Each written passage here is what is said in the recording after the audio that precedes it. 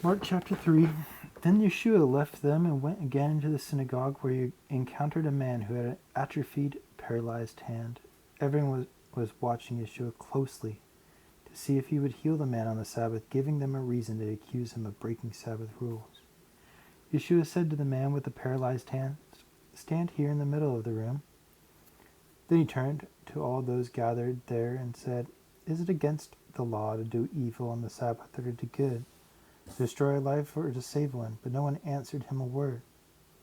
Then looking around at everyone, Yeshua was moved with indignation and grieved by the hardness of their hearts, and said to the man, "Now stretch out your hand." He stretched out his hand. It was instantly healed. After this happened, the Pharisees left abruptly and began to plot together with the friends and supporters of Herod on how they would kill Yeshua.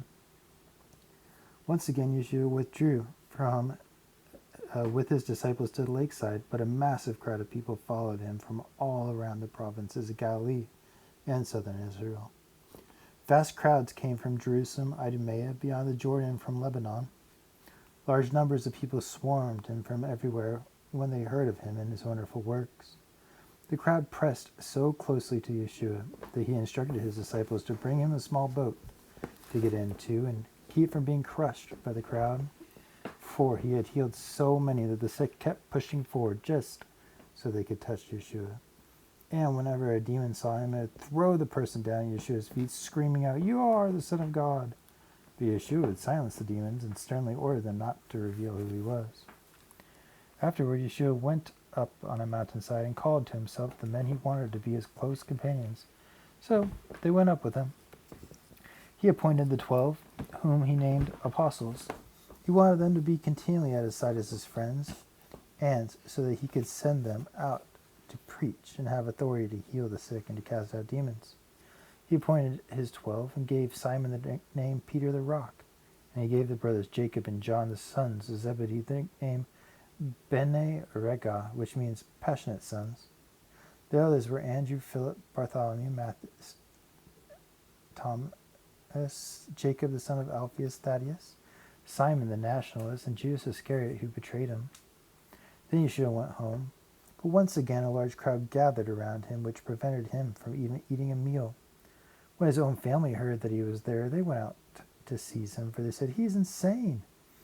The religious scholars who arrived from Jerusalem were saying, "Satan has possessed him. He casts out demons by the authority of the prince of demons." Yeshua called them to himself and spoke to them using parables. "How can Satan cast out Satan? No kingdom can endure if it is divided against itself, and a fragmented household will not be able to stand, for it is divided.